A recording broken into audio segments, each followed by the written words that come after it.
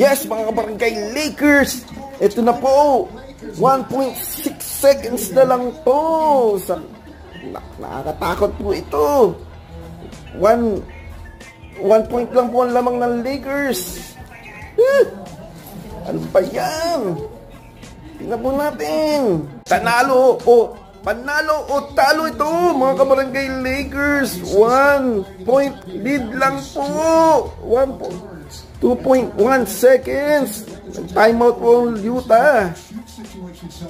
Natin sino mananalo. Manalo, talo. Hindi natin alam. 2.1 seconds.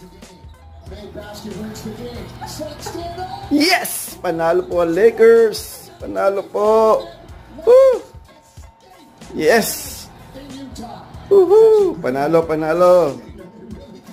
Great.